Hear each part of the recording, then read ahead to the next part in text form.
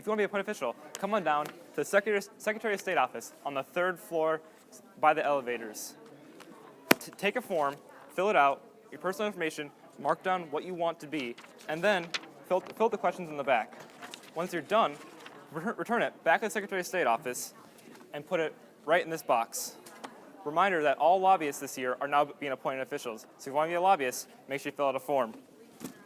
All forms are due Sunday by the end of session, so make sure you fill them out and turn them in. SOS, my appendix. I applied and I got denied. Hi, I'm here with Emily, the Secretary of State, and we're going to ask her a couple questions. Would you consider Tyler for the elected position even though he doesn't meet the age requirements? On his form, he filed for the Court of Appeals, and to do that, you need to be in 9th grade, and he's a 10th grader, and so he doesn't meet the age requirement, and there's nothing really that we can do about it, so we just have to follow the rules, and we are not able to approve him as a candidate. What is the process to fill this position? Once after the election results come out this year, after we figure out who won the lieutenant governor race, the new governor-elect will meet with the presiding officer of Court of Appeals right now, who is Raul Sanchez, and they will kind of pick from a group of 9th graders that they see fit to fill the position. Can you explain how the age confusion happened? So this year at State Steering Committee retreat, there is a lot of changes to the rules, and this was one of them.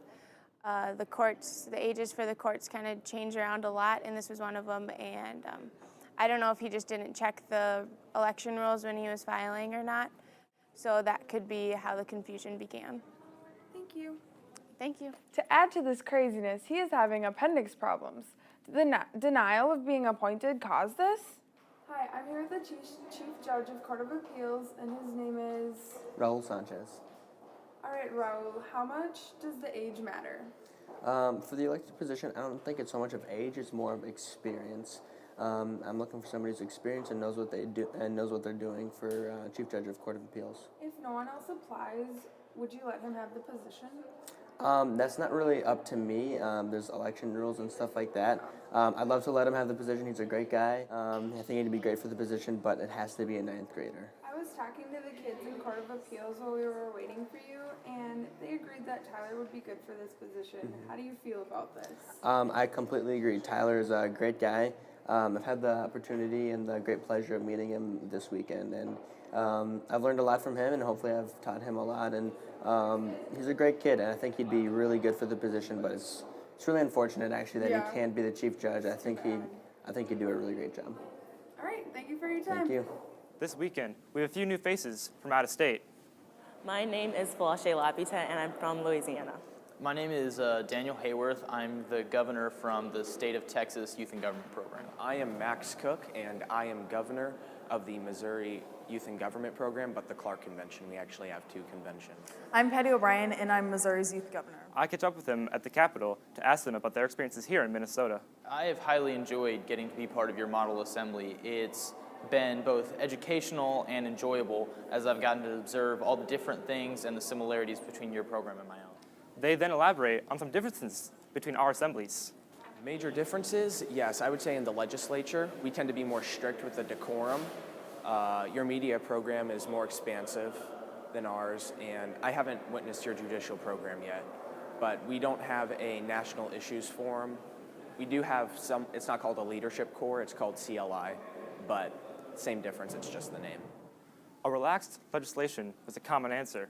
I then asked them how they would improve our assembly. I feel like having stricter policies in the chambers would really help to prepare students earlier how it will be at Icona, because people at Icona sit you down and stuff. I just think it's a really good experience for them to know beforehand to help them in their youth and government careers. They all had wonderful ideas. Finally, I asked them what they learned and what they'll take back to their own state. Yes, actually the lobbyist program is something that we're very interested in. I'm pretty sure that we're going to try that, bringing that back there. The Why I Give is actually another thing that we're pretty positive that we're going to attempt, because that's a really good idea. And I really like how all of your advisors are just so involved in this program. They really want this to run as legitimately as possible. You know, they're really invested in every kid, and I think, you know, I mean, we have advisors that are like that too, but they don't. I would like to just transfer that, you know, just love and like passion for everyone that I've seen here back to Missouri. So, like, Hopefully in the future, all our assemblies will be My name is fantastic. Dale Nelson. I'm the Director of Property Operations here at the Hilton Minneapolis. Recycling is messy. It is stinky. You know, have all of our bins. This is a area that's cooled. You have to have refrigeration because if you just had all this old food and waste, you know, cans and bottles just sitting out in the hallway, one, you'd have nothing but fruit flies. You'd have stench. All of our sconces on the walls, all of our can lights, all the can lights that are up in the high ceilings, that's all LED bulbs. This is a IntelliHood system. This is all of our kitchen exhaust hoods, where we have several horsepowers worth of motors that are running 24 hours a day. They constantly bring air from the outside, and as you know today, that air is not comfortable. So we have to heat all of that air up so that we can maintain adequate pressure in our kitchens, so that when all the ovens are on cooking all your pizzas and we're exhausting all that air out, we have to bring the same amount of air in fact, a little bit more to keep a positive space. Some water savings. We've done a couple of programs here. These are low flow, believe it or not. They're energy or water saving shower heads that we installed. We're saving over 1 million gallons of water a year just by replacing a shower head. We have a mattress reuse program where whenever we do a renovation, we take as many materials and as many products as we can that we would normally liquidate, hit the landfill, and we reuse those. We can repurpose those into people that need them. And, you know, I mean, recycling is just in our nature, it's in our DNA. We don't really even think about it anymore, it's just a habit. See it back here, these are ozone generators.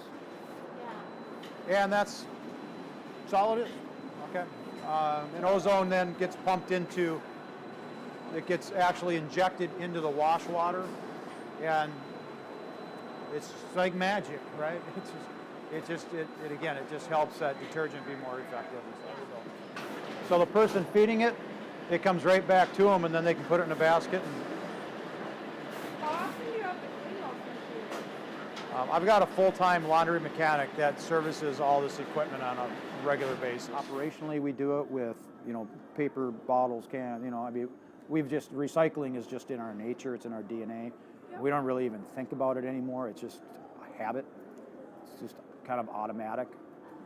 You know, but not everybody does. It's surprising that, you know, I think in Minnesota we've always been really good here about just, again, 26 years in this business. I've done it from day one, and I'm still hearing that this is still an opportunity for properties, which really surprises me that this is even an opportunity. It should just be a standard practice. The proposal is essentially to increase NASA funding to help improve the job market in the United States and improve scientific research. That money is essentially not being used, and I would propose moving some of that money to double NASA's $18.4 billion budget today to around $37 billion. I hope this will bring back the times in between the 60s and the 80s where we explored the world. We sent rovers, we sent satellites, which we haven't done nearly enough of recently. And as some of you know, the space shuttle program has been canceled, and the Orion mission